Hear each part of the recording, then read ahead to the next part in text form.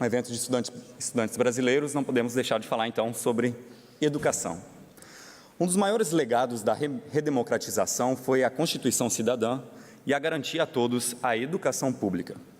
Mais de 30 anos depois, esse direito ainda não é plenamente garantido a esses educadores, e esses educadores aqui presentes hoje têm dedicado grande parte de suas vidas para que isso seja concretizado.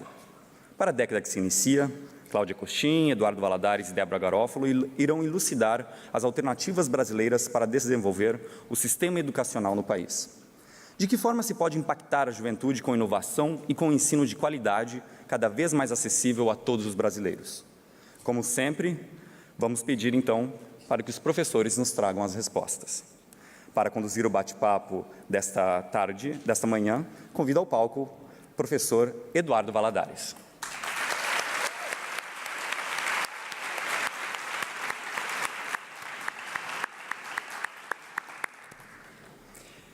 Muito além do que professor, Eduardo Valadares é o nosso condutor de aprendizagem.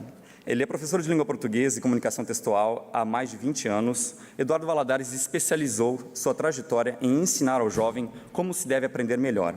Tema do seu livro, Como Aprender Melhor, Métodos Infalíveis para Alcançar Resultados na Hora de Estudar.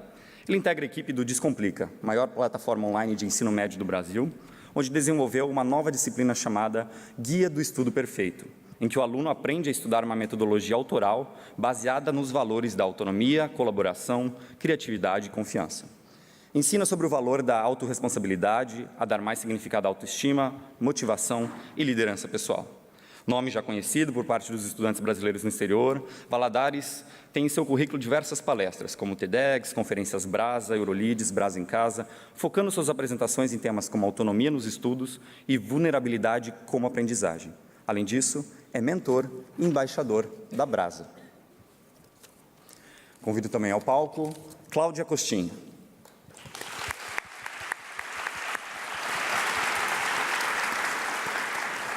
Cláudia Costin é fundadora e diretora do Centro de Excelência e Inovação em Políticas Educacionais da Fundação Getúlio Vargas. Foi, até 2018, professora visitante de Educação de Harvard, no mesmo tempo em que integrou a Comissão Global sobre o Futuro do Trabalho da Organização Internacional do Trabalho. Antes disso, Cláudia Costin foi diretora global de Educação do Banco Mundial e secretária municipal de Educação no Rio de janeiro de 2009 a maio de 2014.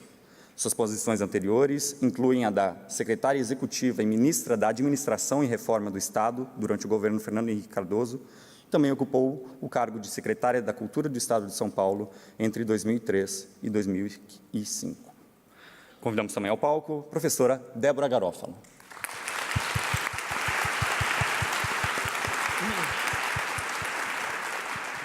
Débora Garofalo é formada em Letras e Pedagogia com especialização em Língua Portuguesa pela Unicamp e mestrando em Educação pela PUC São Paulo. É professora há 14 anos da Rede Pública de Ensino de São Paulo, estando há 4 anos como professora de tecnologias. Criou projetos como Robótica com Sucata, que tira lixo das ruas de São Paulo enquanto viabiliza o ensino de robótica para as escolas públicas. Além de ser colunista de tecnologias do site da revista Nova Escola e editora Moderna. Débora foi top 10 no Global Teacher Prize, considerado o Nobel da Educação, além de ter sido vencedora do Desafio de Aprendizagem Criativa do MIT Lab e vencedora do Prêmio Professores do Brasil na temática Inovação na Educação. Débora Garofalo é definitivamente uma professora que está revolucionando a educação no Brasil. Passa.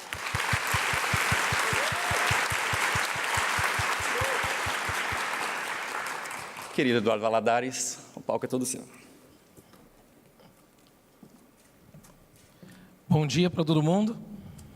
Bom dia. Bom dia. Eu já lamento e peço um pouquinho de desculpas pelo tom da minha voz. Eu estou ligeiramente rouco, quase afônico, mas vai dar para resistir até o fim do dia, se Deus quiser. Quero agradecer extremamente o convite da Brasa. Eu passei a conhecer a instituição Brasa ano passado e passei a amar de verdade quando eu estive aqui ano passado fazendo a palestra de abertura, em 2018, e quero agradecer a liderança desse ano, a diretoria que me fez o convite de estar aqui nesse painel. Estou extremamente honrado por estar do lado de duas figuras e representantes da educação incríveis, como a Débora Garal falou e a Cláudia Constin, pessoas essas que eu já sigo e admiro o trabalho há bastante tempo. Eu quero agradecer pessoalmente ao Guilherme, ao Breno, ao Ricardo, carinhosamente chamado de Ricardinho, mas também quero agradecer a Natália. Natália Brandão foi minha aluna, eu não estou conseguindo vê-la daqui, acho que ela inclusive acabou de sair, mas ela é minha amiga particular, e se não fosse ela, eu não teria conhecido a Brasa. Eu sou extremamente feliz e honrado de estar aqui diante de vocês. Vamos começar conversando? Primeiro, eu quero só fazer uma rápida apresentação. O Guilherme já falou bastante do meu currículo e da minha atividade, mas eu gosto muito de fazer qualquer apresentação dizendo quem eu sou e não o que eu faço. E eu gosto muito de dizer que eu sou uma pessoa extremamente otimista, bem-humorada, e acredito muito que o futuro é muito melhor do que a gente imagina. Então, depois de ouvir esse célebre e maravilhoso discurso do ministro Barroso, acho que a gente fica super e ultra otimista e acreditando que o futuro é muito melhor do que a gente imagina. E diante de uma plateia enorme e também incrível como vocês, só desejo a vocês que voltem mesmo ao Brasil e acreditem muito nessa máxima de que o futuro é muito melhor do que a gente imagina. É isso. Vamos fazer isso, de fato, acontecer. Bom, dando sequência logo à nossa conversa, o nosso tom de hoje, para falar sobre as alternativas brasileiras para a educação do século XXI. Acreditando muito, então, que existem as alternativas para a educação no século XXI, eu vou pedir, então, para a professora Cláudia, para a professora Débora se apresentarem. Primeiro a professora Cláudia, e aí depois a gente começa a tocar uma conversa. Tá bom? Se eu puder intervir rapidamente, gostaria de complementar dizendo que, durante todos os diálogos deste painel e de todos os demais painéis, vocês podem fazer perguntas de forma digital por meio da plataforma Slido. Basta acessar sli.do, Slido, sli.do, com a hashtag Eurolides, e essas perguntas chegam de forma digital para o Edu, quem pode também traduzi-las, incluí-las nesse bate-papo. Bom, eu queria pedir para colocarem minha apresentação.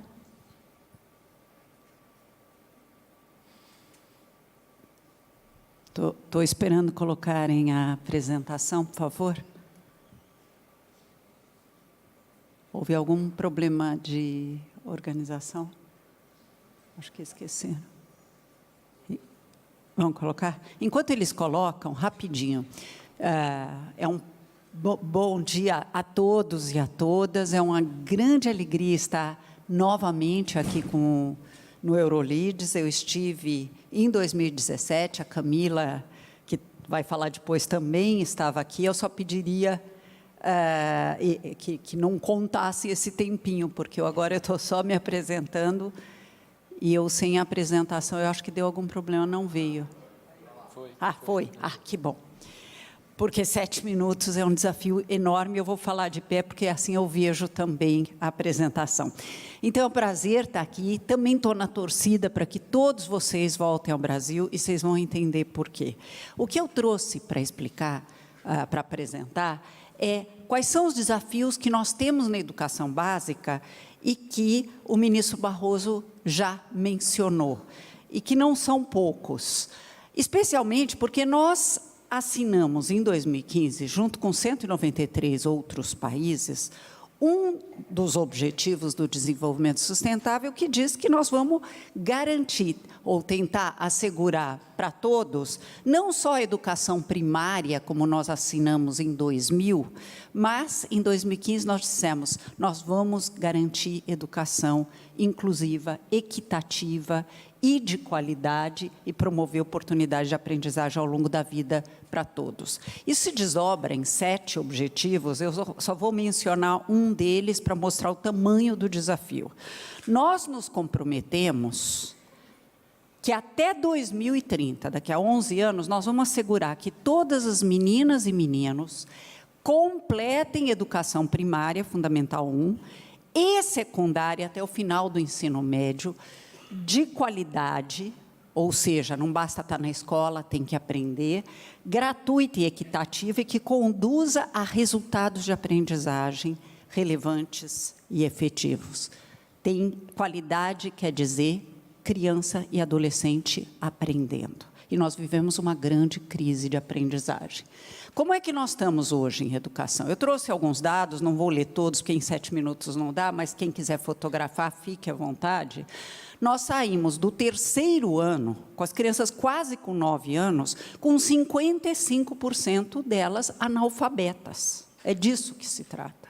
E com nenhuma noção de matemática inicial das 4 operações. Isso, no 5º ano, as coisas tendem a melhorar, apesar disso, mas quando a gente chega no 9º, é assustador. Esses são os dados mais recentes que nós temos. 39,5% dos alunos aprenderam adequado em português e 21,5% em matemática.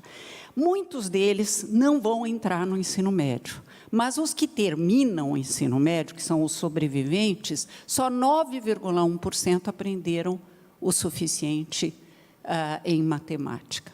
Então, a crise que a gente vive de aprendizagem é algo profundo e precisa ser endereçado.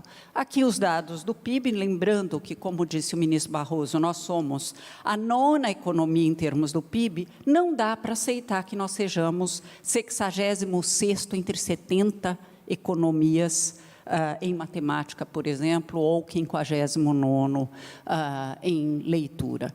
Por que isso acontece? E lembrando que acontece também na escola particular. Os 25% mais ricos da amostra brasileira no PISA se saem pior que os 25% mais pobres da OCDE. Por que isso acontece? Porque são os mesmos professores. A carreira de professor é muito pouco atrativa e a formação que eles recebem no ensino superior não prepara para a profissão, não é profissionalizante como é a engenharia ou a medicina. Ela é uma preparação muito diferente do que é a realidade da sala de aula, do chão da escola. Bom, vivemos um mundo em mudança, o ministro Barroso falou disso. Eu trouxe 3 dados rápidos para mostrar sobre a mudança que a gente vive. Uma delas é a tal da 4ª Revolução Industrial, a automação acelerada, a robotização, como se diz, ou o advento da inteligência artificial, substituindo não mais só trabalho manual, mas trabalho intelectual de nível mais básico. O Brasil não está entregando em educação as competências básicas. No entanto, nós vamos ter que mudar a educação para oferecer competências, ou para desenvolver competências de nível muito mais sofisticado, se a gente quiser garantir empregabilidade ou capacidade empreendedora para os nossos jovens. O outro é o crescimento da desigualdade social, que já vem sendo causado por isso. O Brasil é um dos países mais desiguais do mundo e a desigualdade social começou a crescer de novo. E, por último, mas não menos importante, nós temos o advento do que o ministro falou, da cidadania, do populismo, que vem de uma cidadania frágil, que se espraiou pelo mundo e no Brasil mais ainda. E eu trouxe, só para nos provocar, uma reflexão sobre o que nos diferencia dos robôs, já que os robôs vão nos substituir, no que a gente deveria centrar a educação para garantir que a gente tenha espaço de crescer e se desenvolver. É tudo que nos torna humanos, como a empatia, como a persistência, a garra, como a resiliência, os erros, a autorregulação. Você trabalha com isso, você sabe, Eduardo. A possibilidade de resolução colaborativa de problemas, que é uma especialidade da professora Débora Garófalo, e protagonismo. O que vocês estão fazendo aqui hoje é aprender a serem empreendedores, tanto da própria vida, como de um projeto de transformação social, num ritmo que consolide o nosso projeto civilizatório. E eu termino falando da minha utopia, que eu vou recuperar mais tarde na parte das perguntas. Bom, eu sonho, e é o que me mobiliza, esse é o meu propósito, com uma escola em que todos aprendam, em que não existam mais ilhas de excelência, em que a gente possa combinar excelência, altas expectativas para todos, com equidade, é para todos. Segundo, com uma escola em que tanto alunos como professores trabalhem colaborativamente. Ser professor não é ser profissional liberal, é um projeto de equipe. O que o professor do segundo ano faz impacta o que o professor do terceiro faz. É um trabalho colaborativo. Uma escola que trabalhe valores e atitudes, o que nos faz humanos. Uma escola em que os saberes, estamos na terra do Edgar Morin, não estejam fragmentados, como se queixava Edgar Morin ao lamentar que educação, o ensino médio francês, para 7 horas de aula por dia, tivesse 8 matérias. Pasmem, nós temos 13 para 4 horas no ensino médio. Mas uma escola que ensine a pensar historicamente, a pensar cientificamente, a pensar matematicamente. Uma escola que reserve tempo e espaço para formar para a autonomia o velho sonho do Dewey, da Maria Montessori e, desculpem falar, do Paulo Freire, o maior pensador de educação do Brasil.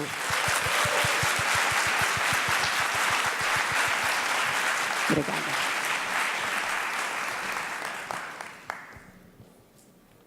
Uau! Falar depois da professora Cláudia Costin é sempre um desafio. Vou pedir a licença para falar em pé, porque a professora não consegue falar sentado. Então, vou pedir a licença para ocupar esse cantinho para a gente poder ter o nosso diálogo. Primeiramente, eu gostaria muito de agradecer a oportunidade de estar aqui hoje, diante de tantos jovens que sonham em fazer a diferença. E meu muito obrigado também por vocês quererem deixar o legado de vocês. Acho que é um prazer enorme. Muito obrigada, Brasa, por essa oportunidade. Também tive o meu primeiro contato ano passado com a Brasa em Casa, ao lado da professora Cláudia Costin, onde pudemos ser juradas na ocasião, mas, sem dúvida, estar aqui diante de vocês é um orgulho e uma alegria enorme. Bom, quero começar dizendo que temos muitos problemas no Brasil, sim, referente à educação. Mas, como o ministro Barroso lembrou, temos também que ser muito otimista. E eu sou uma professora otimista. Primeiro, eu gostaria de dizer o meu orgulho de ser professora e ser professora da escola pública. Eu me orgulho muito disso. Nós temos hoje 86% dos nossos jovens no Brasil, eles estudam em escola pública.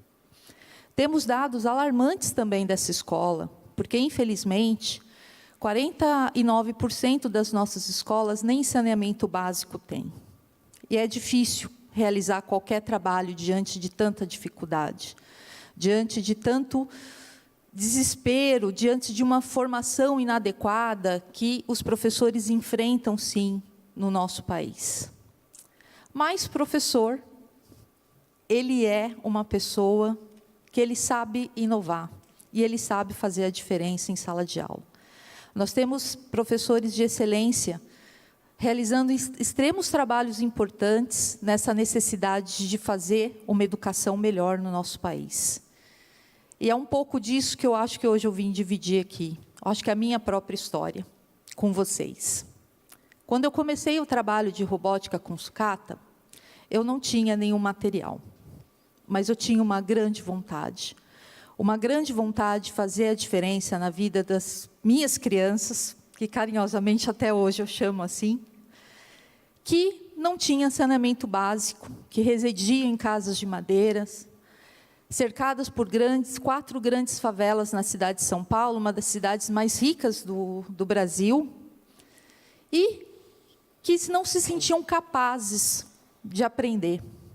Hoje, nós estamos vivenciando esse momento, a indústria 4.0, e também caminhando para essa educação 4.0. E as crianças não se sentiam capazes de aprender o ensino de programação, e muito menos o ensino de robótica. E muito pelo contrário, olhavam para mim, professora, nós temos um grande problema aqui na comunidade, é o lixo.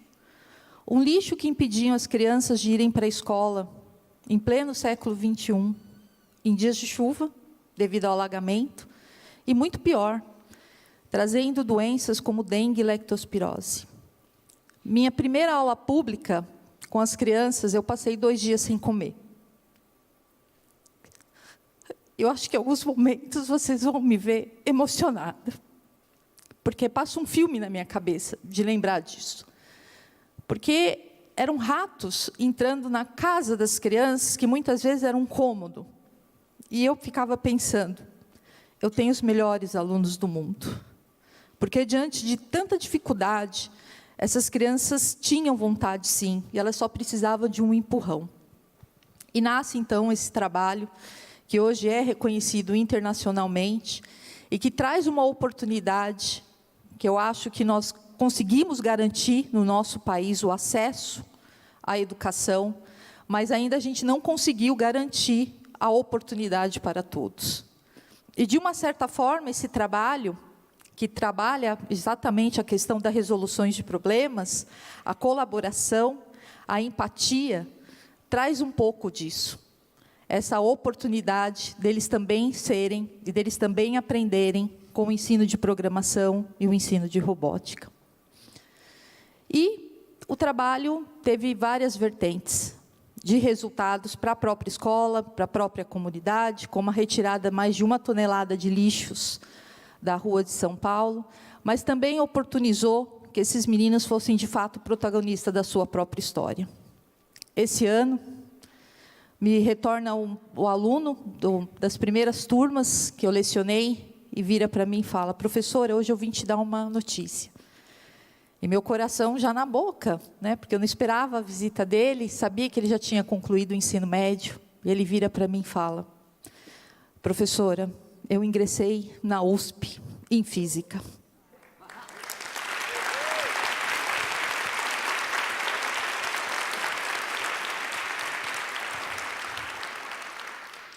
E retornou à escola para poder contagiar os demais alunos, mostrando que não é o lugar que determina o que as pessoas podem ser na vida.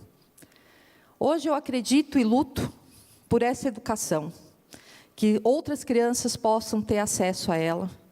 Aceitei, em junho, um grande desafio, o desafio de ir para a Secretaria Estadual de Educação, de deixar momentaneamente a minha sala de aula, mas fazer dela outros espaços, para levar esse trabalho a 2,5 milhões de estudantes.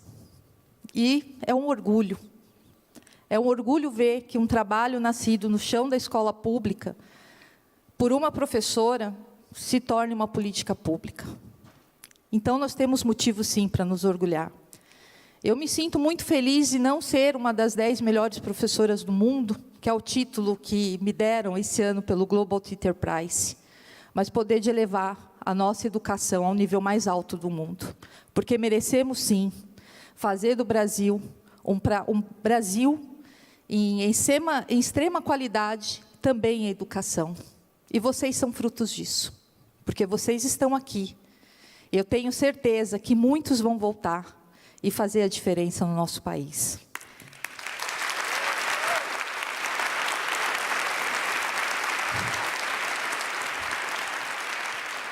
E só para concluir, eu só queria finalizar com uma frase de Paulo Freire, também, esse grande educador que nos guia e que precisa ser referendado, sim, no nosso país. A educação não transforma o mundo. Educação muda pessoas. Pessoas transformam o mundo. Obrigada.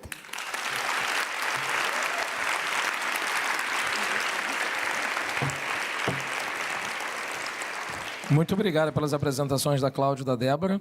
Eu já reparei que pelos lidos vocês já começaram a mandar perguntas, podem mandar outras. A gente vai iniciar aqui com algumas.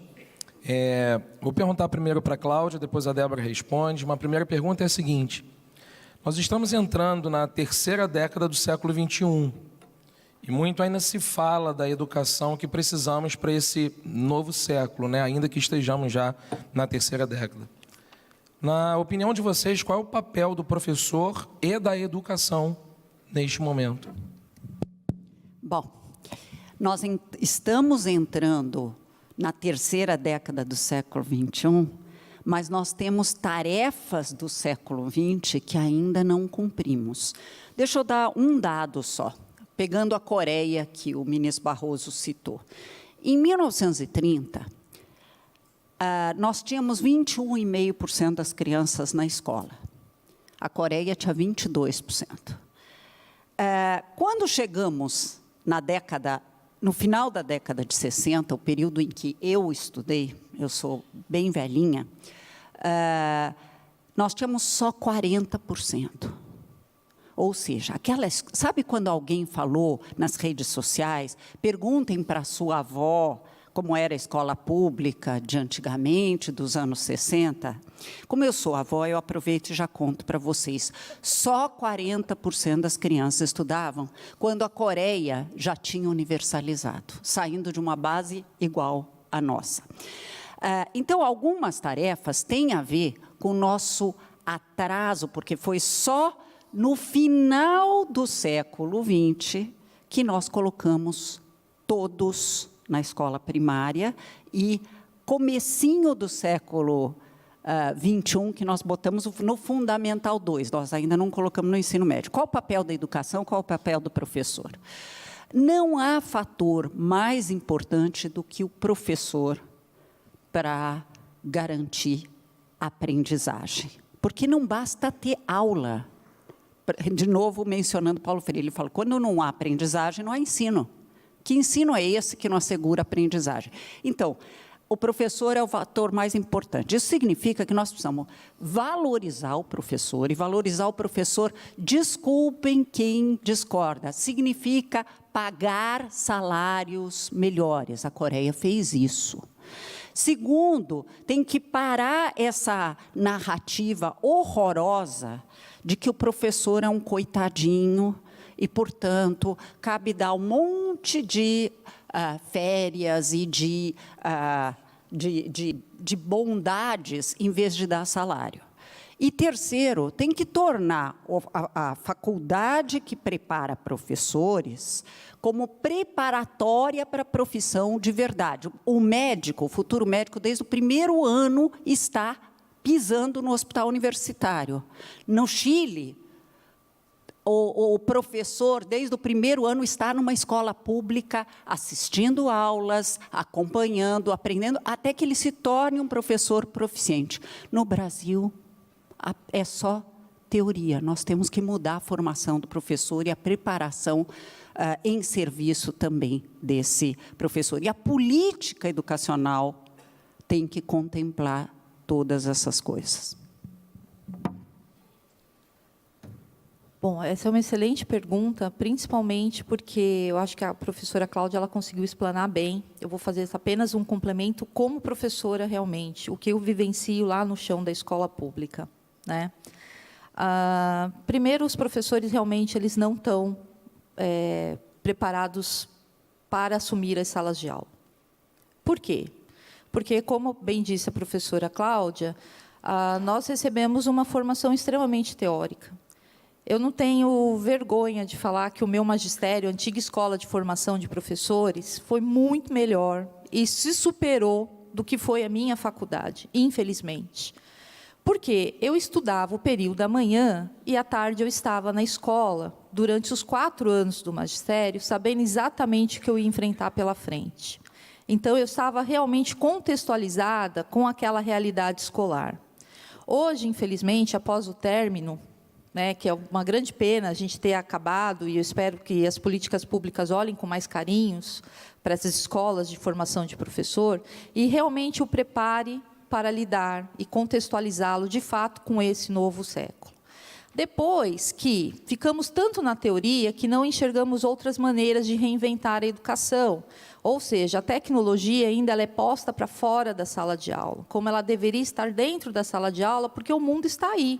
né? Vivemos a 4ª Revolução Industrial, estamos vivendo, no nosso próprio dia, um avanço tecnológico muito rápido, né? Inteligência artificial, mas isso ainda não chegou dentro das escolas. E isso precisa chegar, porque os nossos meninos são nativos digitais. Então, a gente precisa, sim, equilibrar essa balança para que a gente consiga, de fato, contextualizar, apesar de estarmos, como você bem lembrou também, Eduardo, na 3ª década, né, do século XXI, mas a gente ainda precisa, então, realmente, de fato, contextualizar essa educação dentro da escola. Eu vou pedir autorização a vocês dois, porque mandaram uma pergunta aqui muito interessante, então eu vou entrar na frente das outras perguntas que pensamos, que é uma pergunta que também foi muito curtida, né? Ela foi perguntada, mas foi muito curtida lá no Slido. E a pergunta é, aproveitando o gancho da primeira pergunta que fizemos, o que pensam de propostas alternativas de educação como o homeschooling? Bom, então vamos lá. Vamos lá. Quem já me ouviu dando entrevista, já ouviu o que eu penso, eu vou enfatizar.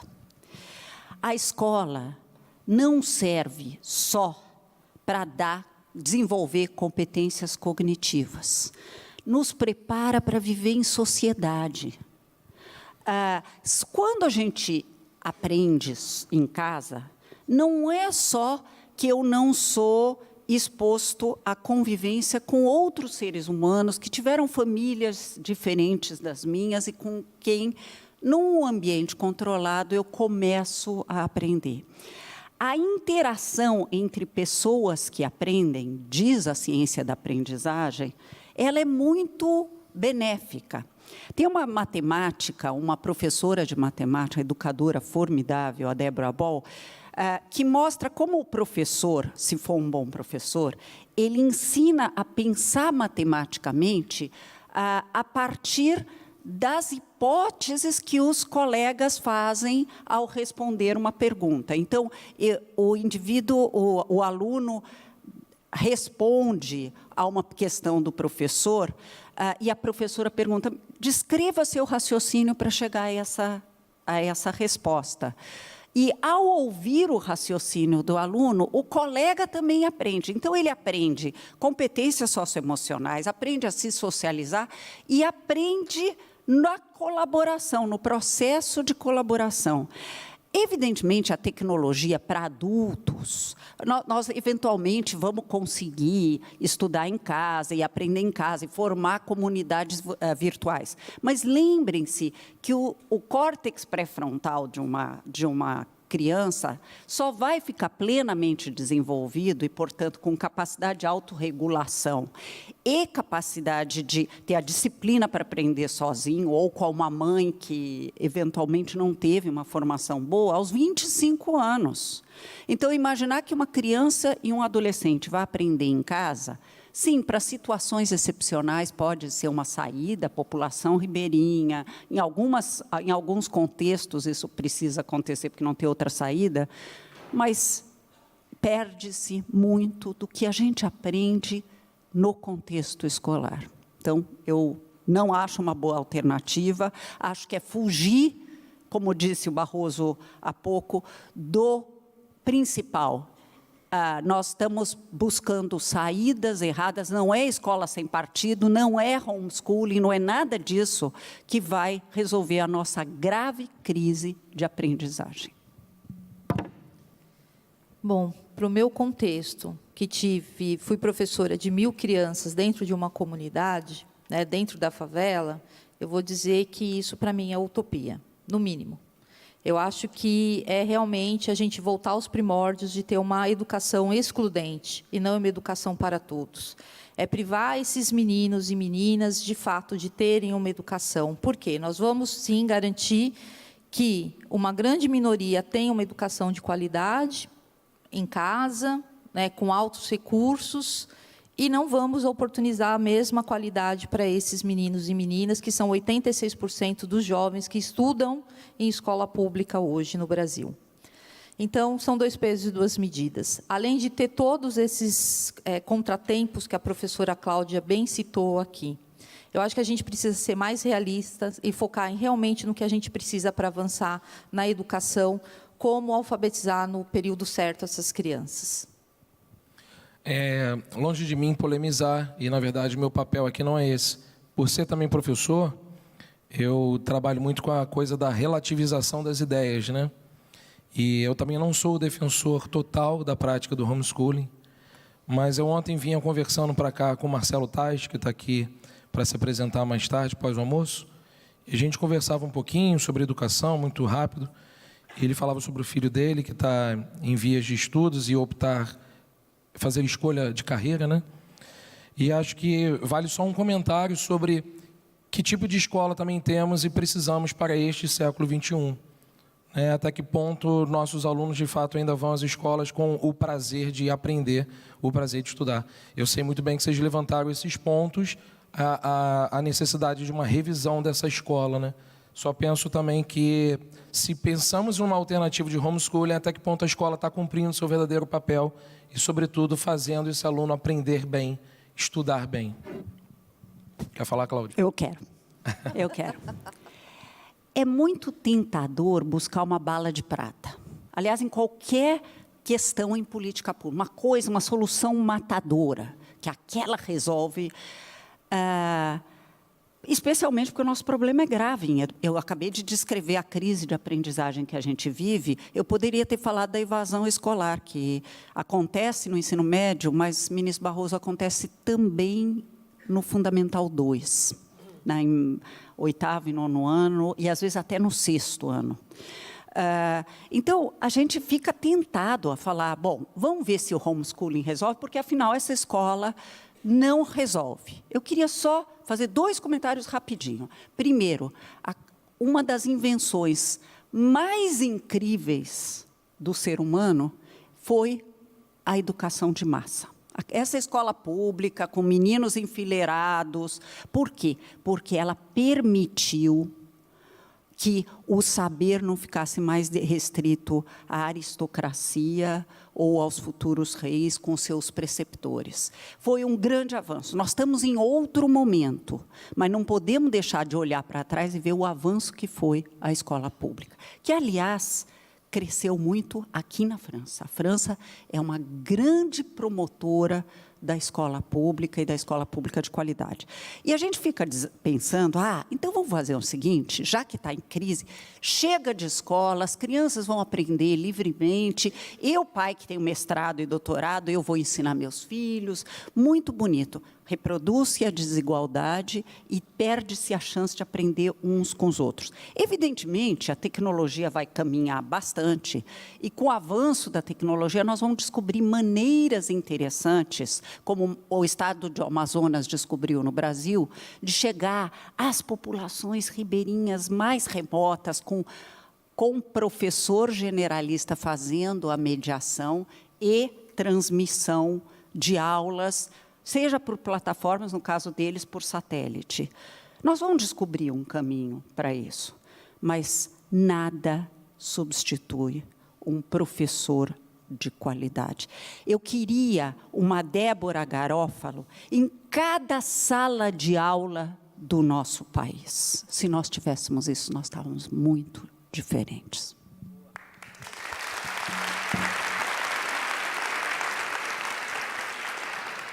Vamos para a próxima pergunta. Aproveitando o tema do nosso evento, perguntar para as duas, Cláudia e para a Débora, qual o legado que vocês estão construindo para a educação brasileira e como vocês enxergam o futuro? Bom, eu falei da minha utopia no sentido de algo que ainda não aconteceu, topos, quer dizer, não teve lugar ainda, né? Não teve lugar ainda. Então, o legado a minha vida hoje, nos últimos 20 anos, é a educação, é só nisso que eu penso, não sei como é que as pessoas conseguem conversar sobre outras coisas, que não seja isso. Eu virei a chata que só fala disso. Então, a minha utopia é que toda a criança e adolescente tenha educação de qualidade. Como diz o ODS 4, educação de qualidade possa se inspirar para ser aquilo que ela deseja ser. Quem leu a minha última coluna na Folha de São Paulo, eu tenho uma coluna às sextas, eu falei do risco de propostas totalitárias, me inspirada na Hannah Arendt, de proposta totalitária, seja de um lado ou do outro, seja o stalinismo, como diz a Hannah Arendt, ou o Hitler, de esmagar os sonhos dos indivíduos, mas que cada um possa nutrir seus sonhos, e serão diferentes uns dos outros, e poder realizá-los porque teve acesso à educação de muita qualidade. Esse é o meu sonho, esse é o legado que eu quero deixar, e espero que vocês todos, quando saem daí, venham trabalhar com a educação básica no Brasil, que nós estamos precisando muito, viu? Todos vocês, conto com todos. Bom, eu acho que o maior legado que a gente pode deixar, que foi o legado que a minha mãe me deixou, foi a educação. Eu sou a filha caçula de 3 mulheres, onde eu tive uma mãe que fez o papel de mãe e pai, que não tinha o estudo, mas que olhou para mim e disse: você vai ter estudo, porque isso é a única coisa que eu posso te deixar. E desde então, e ainda menina, eu escolhi ser professora, é o que eu venho fazendo, é o que eu venho lutando. Eu acho que eu fiz uma pequena contribuição, eu não estou satisfeita com a contribuição, porque eu quero mais. Eu quero que muitos outros Igors, Williams, com tantos casos que eu tive, falando um pouco do trabalho que eu fiz com essas crianças, possam ser o que eles quiserem, e que eles possam ter e ser o que eles quiserem através da educação. Eu acredito muito que a única arma que nós temos para mudar toda uma sociedade é através da educação. E nós temos vários exemplos aí de pessoas e países que investiram em educação e têm excelentes resultados, porque é a única arma capaz realmente de transformar. Então, acho que o único legado que eu poderia desejar é que a gente tenha, sim, uma educação de qualidade e com equidade para todos os nossos brasileiros e brasileiras.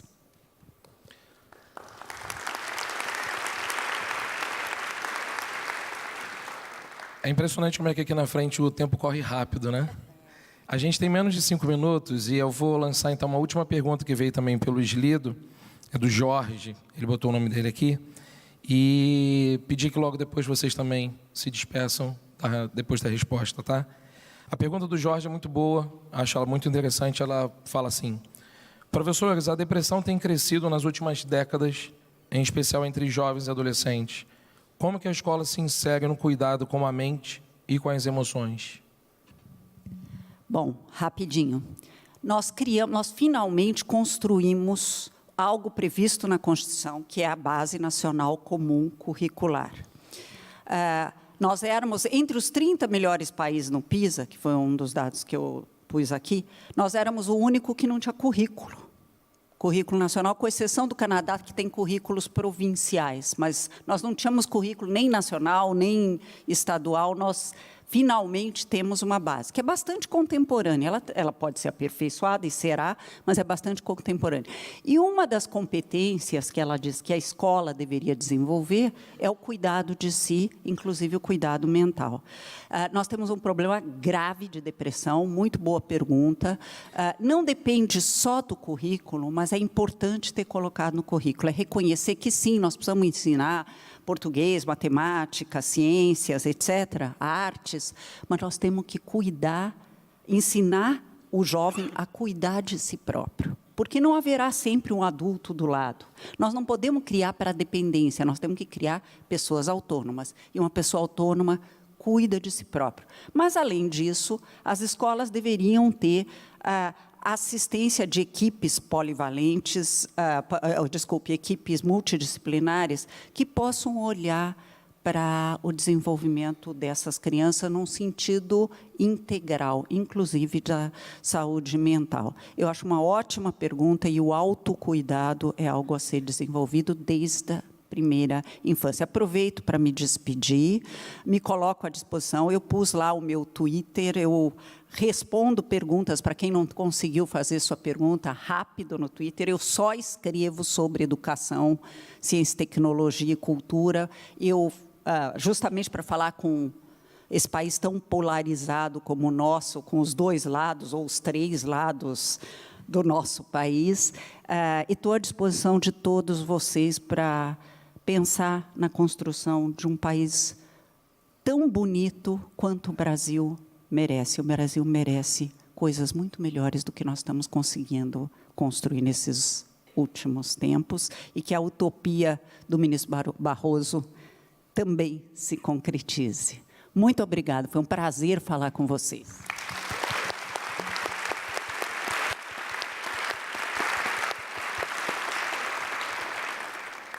Bom, acho que, aproveitando o gancho da professora Cláudia, né, nós temos realmente um documento que é um orgulho, né? Eu digo orgulho porque é o primeiro documento construído a muitas vozes e a muitas mãos, inclusive aquelas que talvez não tenham tido tanta voz, que é a voz do professor, porque foi um documento extremamente colaborativo. E um desses documentos também traz a premissa da gente trabalhar projeto de vida, trabalhar as habilidades socioemocionais. Elas precisam estar presentes na vida desses jovens. Esses jovens precisam ter objetivos. Eu vivenciei, eu acho que isso na pele, né? Quando eu propus para as crianças o trabalho com a robótica, as crianças falavam: professora, robótica não é coisa para nós, é coisa para aluno de escola particular. Nós não temos capacidade para aprender isso. Isso me doeu muito. Ouvi que esse menino, essa menina não tinha capacidade de aprender algo em tão plena idade, né? Ao auge dos seus de 6 a 14 anos. Então, é necessário que a escola trabalhe projeto de vida, que a escola inclua, e através da escola que esses meninos possam vivenciar e se preparar melhor, e cuidar realmente dessa saúde mental que acompanha essa questão da depressão, que é tão grave. Em São Paulo, no estado de São Paulo, nós desenvolvemos o programa Inova Educação, que a partir do próximo ano, então, traz 3 novas disciplinas, entre elas projeto de vida, com 2 tempos de aula, eletiva, para que o menino também possa escolher uma disciplina, e a rede é muito criativa, existe até disciplina hoje de felicidade, e tecnologia e inovação, para que esse menino possa, então, de fato, além do currículo convencional, ele possa também extravasar nessas outras disciplinas e complementar, como bem disse a professora Cláudia, numa formação integral. Agradeço muito a oportunidade de estar aqui com vocês, de conversar. Estou super aberta também, é simples me encontrar nas redes, eu estou como Débora Garófalo, e eu acho que hoje a gente ainda vai ter um momento que eu vou estar numa sala, então, conversando com um grupo de jovens, e quem quiser vir será muito bem-vindo. Muito obrigada.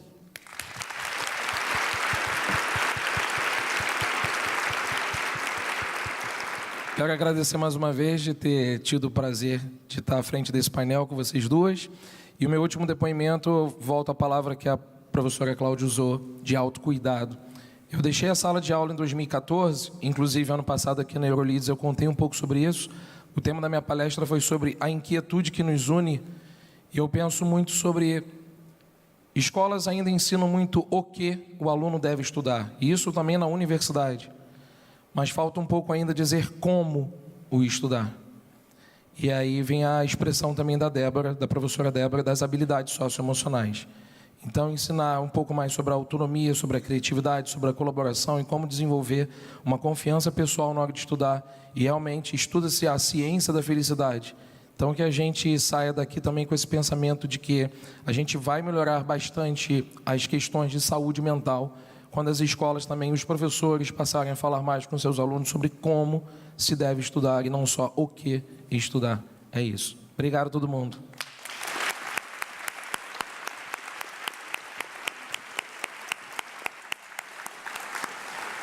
Muito bem.